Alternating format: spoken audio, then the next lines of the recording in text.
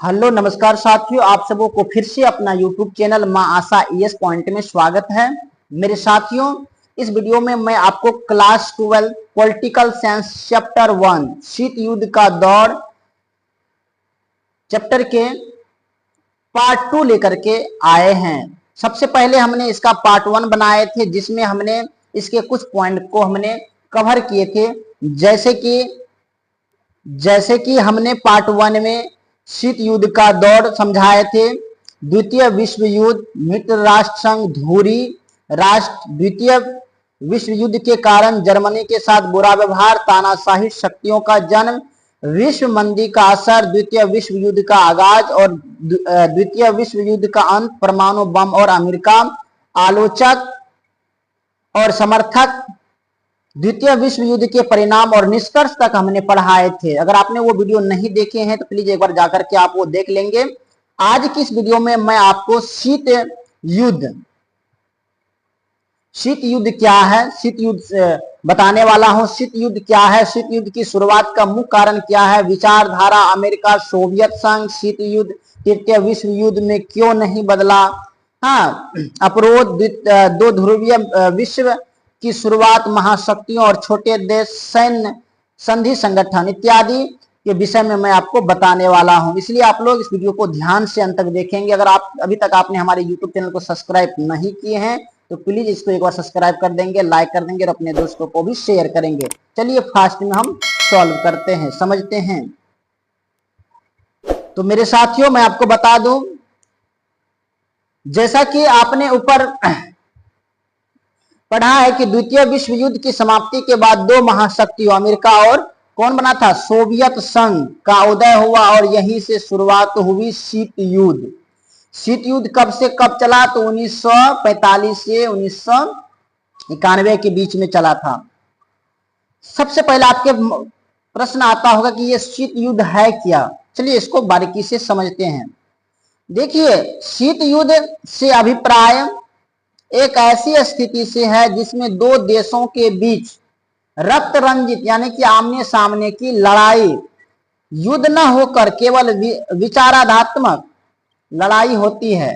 जैसे कि बोलते हैं हम तुमको ये कर देंगे, वो कर देंगे, वो भी बोलता है अच्छा कोई बात नहीं, मैं तुम्हें ये करने वाला हूं, है ना। ये मुंह से लड़ाई समझिए। तो दूसरे देशों में दोनों महाशक्तियों युद्ध के अलावा अलग अलग तरीकों जैसे गठबंधन बनाकर हथियारों के निर्माण द्वारा से खुद को एक दूसरे से बेहतर साबित करने का प्रयास किया। किसी देश ने बोला कि हम ये मिसाइल बना रहे हैं, तो दूसरा ने बोला कि हम दुगुना मिसाइल बनाकर रखे हो गए हैं, कोई बात नहीं, एक बार आ जाना, देखा जाएगा। इस टाइप से होता है ना। जैसे कि हमारे घर में भी होता है, तो बोलते भड़काते हैं ना, कोई बात नहीं है, तुम्हारे पास एक गो कुछ है ना मारने वाला, तो मेरे पास 2-3 गो है, टेंशन नहीं है, आ जाना कभी। इसी टाइप से। और अपरोध के तर्क के कारण युद्ध करने का खतरा मोल नहीं लेते और सोचता था, दोनों सोचता था, लगता है कि हाँ उसके पास भी पावर है इसलिए भिड़ना नहीं चाहिए। तो दोनों क्या होता था, सामंजस्य में पड़ा हुआ था, किसी समझ में नहीं लगता था कि अरे भाई किसके पास कितना शक्तियां हैं। यही है शीत युद्ध, समझे आपने। शीत युद्ध का अभिप्राय क्या, एक ऐसी स्थिति जिसमें दो देशों के बीच रक्त रंजित यानी कि रक्त वगैरह से युद्ध नहीं, आमने सामने की लड़ाई ना होकर के केवल विचारात्मक लड़ाई होती है, उसे ही क्या कहा जाता है, शीत युद्ध कहा जाता है। आशा करते हैं यहां तक आपको समझ में आ गया होगा। अब जानेंगे कि शीत युद्ध की शुरुआत का मुख्य कारण कैसे हुआ, इसका कारण क्या था।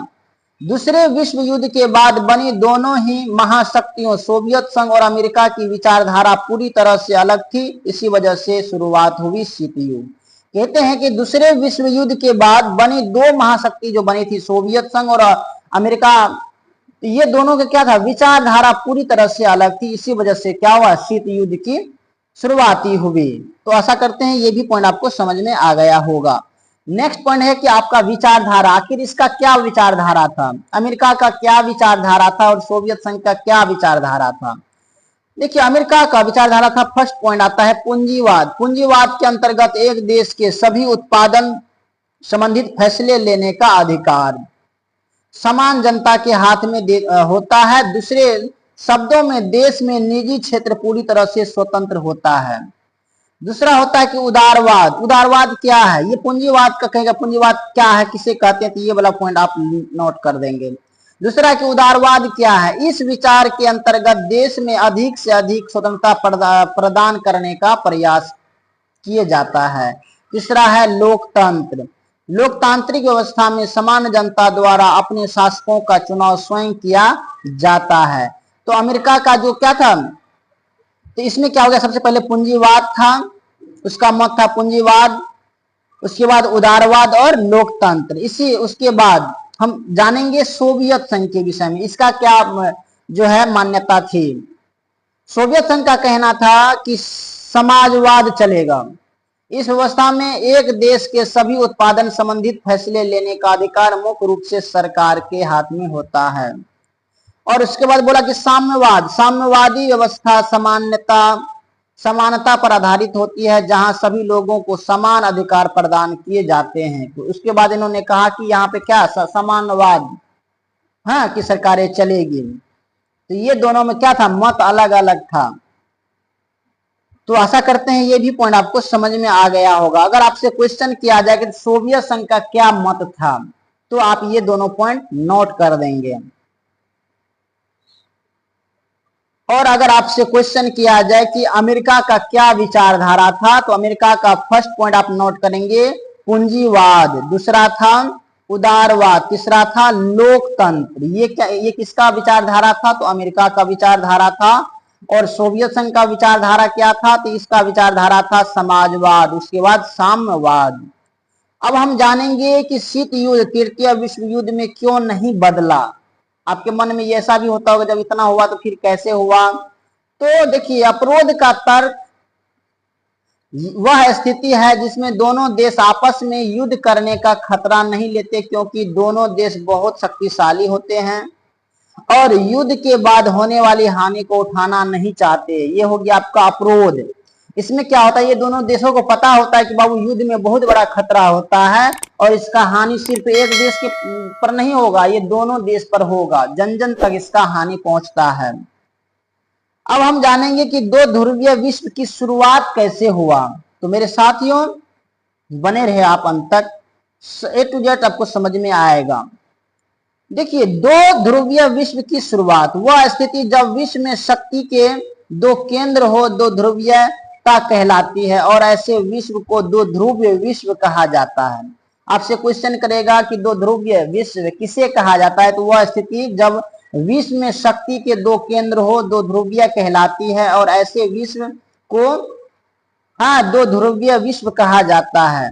शीत युद्ध का दौर ऐसा ही समय था जब विश्व में केवल दो महाशक्तियां थी, पहली थी सोवियत संघ और दूसरी थी अमेरिका। इस समय में दो ध्रुवीय विश्व कहा गया। उस समय दो ध्रुवीय विश्व किसे कहा गया, सोवियत संघ को और दूसरी अमेरिका को कहा गया।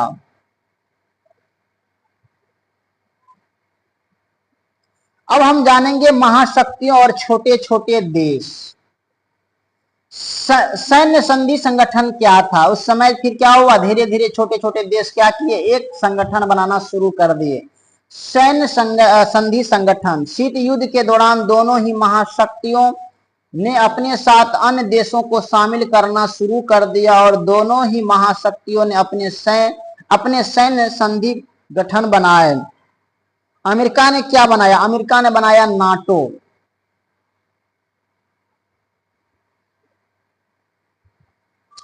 नॉर्थ अटलांटिक ट्रेटी और ऑर्गेनाइजेशन है ना, इसका फुल फॉर्म हो गया। आप इसको नोट करके याद कर लेंगे, क्योंकि आपके क्वेश्चन में पूछ दिया है तो नाटो का फुल फॉर्म क्या होता है। इसका हिंदी होता है कि उत्तरी अटलांटिक संधि संगठन, जो कि इसकी स्थापना हुई थी 4 अप्रैल 1949 को। कब हुई थी, नाटो की स्थापना कब हुई, 4 अप्रैल 1949 को। बहुत इंपॉर्टेंट क्वेश्चन है, भी आई आप लगा करके इसको याद ही कर लेंगे।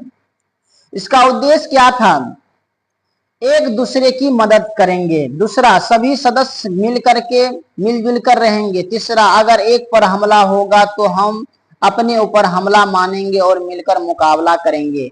यानी कि इस संगठन में जितने भी देश थे उन्होंने विचार किया था कि अगर एक पर किसी ने हमला किया तो समझ जाइएगा कि सभी पर हमला हुआ है, तो सब मिल करके क्या करेंगे, इस लड़ाई को लड़ेंगे। दूसरा था सीटो, south east Asian treaty organisations. इसको हिंदी में कहा जाता है दक्षिण पूर्वी एशियाई संगठन। इसकी स्थापना कब हुआ? 1954 में। इसका उद्देश्य क्या था? साम्यवादियों की विस्तारवादी नीतियों से दक्षिण पूर्व एशिया देशों की रक्षा करना। इसका क्या था कि साम्यवादियों की विस्तारवादी नीतियों से दक्षिण पूर्व एशिया देशों की रक्षा करना। तीसरा संगठन था आपका सेंट्रल ट्रेटी ऑर्गेनाइजेशंस,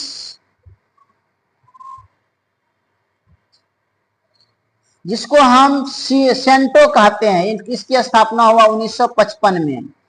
केंद्रीय संदेश संधि संगठन, इसका हिंदी नाम है केंद्रीय संदेश संधि संगठन। इसका उद्देश्य क्या था?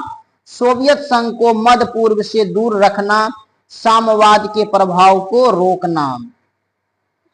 अब हम जानेंगे सोवियत संघ के द्वारा जो बनाया गया था वो कौन था? वर्सा संधि। कौन था? वर्सा संधि। ये 1955 में बना। इसका उद्देश्य क्या था?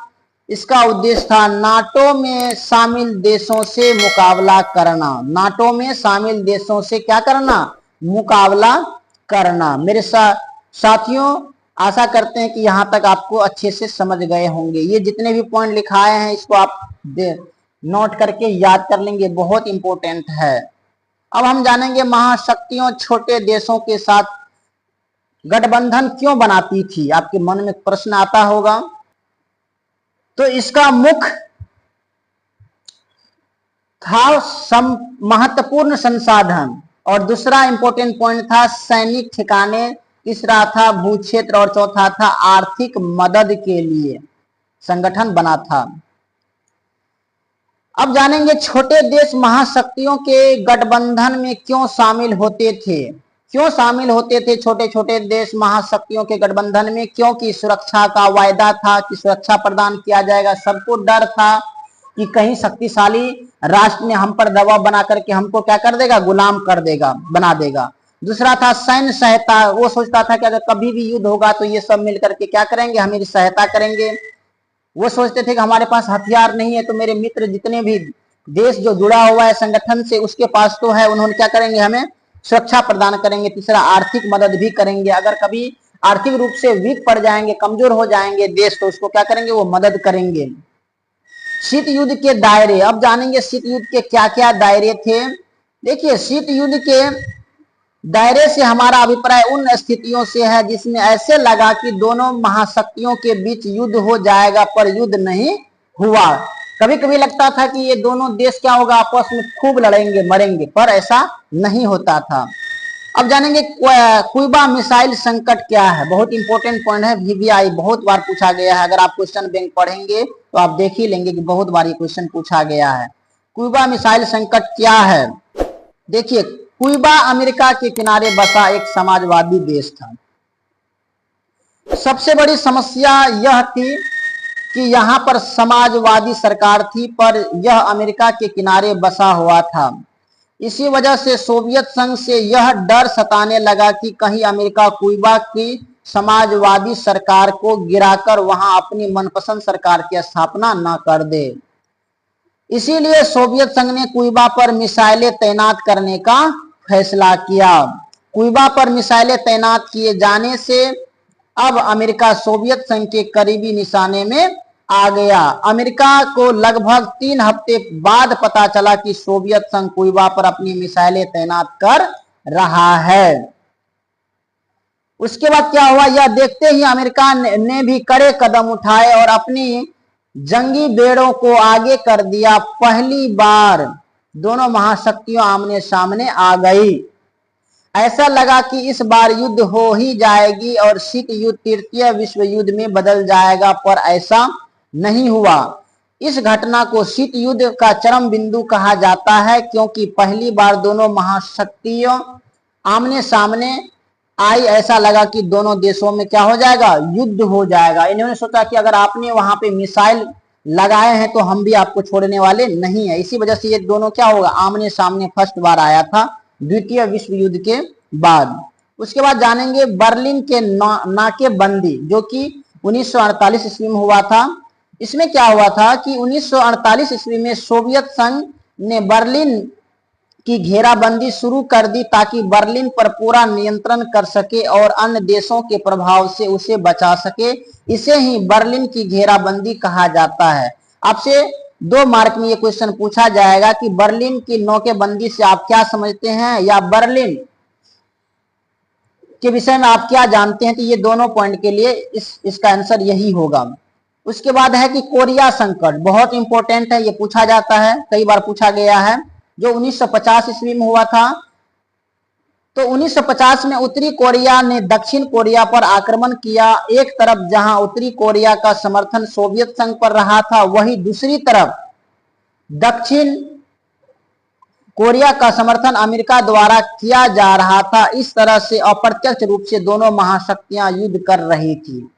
क्या हुआ था इसमें कि 1950 में उत्तरी कोरिया ने दक्षिण कोरिया पर आक्रमण कर दिया और एक तरफ जहां उत्तरी कोरिया का समर्थन सोवियत संघ कर रहा था, उसको साथ दे रहा था सोवियत संघ, और दूसरी तरफ दक्षिण कोरिया जो था उसका समर्थन कर रहा था अमेरिका। इसी तरह से दोनों क्या करते थे, अप्रत्यक्ष रूप से युद्ध कर रहे थे। उसी संकट को कोरिया संकट के नाम से जानना लगा। उसके बाद जानेंगे वियतनाम में अमेरिका का हस्तक्षेप। 1954 के दशक के आसपास उत्तरी वियतनाम जिसे सोवियत संघ का समर्थन प्राप्त था और दक्षिणी वियतनाम जिसे अमेरिका का समर्थन प्राप्त था के बीच युद्ध शुरू हो गया। इसे ही वियतनाम संकट कहा जाता है। क्या हुआ कि 1954 में उत्तरी वियतनाम जिसे सोवियत संघ का समर्थन प्राप्त था और दक्षिणी वियतनाम जिसे अमेरिका का समर्थन प्राप्त था के बीच क्या हो गया, युद्ध शुरू हो गया। इसे ही क्या कहा, वियतनाम संकट के नाम से जाने लगा।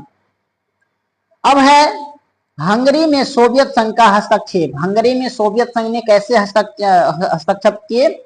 इसमें क्या हुआ था कि 1956 में सोवियत संघ द्वारा हंगरी में हस्तक्षेप करने की वजह से अमेरिका और सोवियत संघ के रिश्तों में भी खराबी आने लगी। धीरे धीरे लगा कि अब ये क्या हो जाएगा, तीसरे विश्व युद्ध शुरू होने लगे, इस टाइप से आभास होने लगा, पर ऐसा कोई युद्ध नहीं हुआ। तो मेरे साथियों, इस वीडियो में हमने जितने भी इंपॉर्टेंट पॉइंट बताए हैं ये आपके बोर्ड एग्जाम की दृष्टिकोण से बहुत इंपॉर्टेंट था। अब हम इसके पार्ट 3 में शीत युद्ध और शांति से संबंधित जितने भी प्रश्न हैं सबको सॉल्व करेंगे, सभी को बताएंगे। बाकी ये वीडियो आपको कैसा लगा आप हमें कमेंट में बताएंगे। अगर आपको अच्छा लगा होगा तो प्लीज आप हमारे यूट्यूब चैनल को भी सब्सक्राइब करेंगे, लाइक करेंगे और अपने दोस्तों को भी शेयर करेंगे। बाकी so thanks very much, all the best. फिर मिलते हैं आगे की वीडियो में, तब तक के लिए जय हिंद।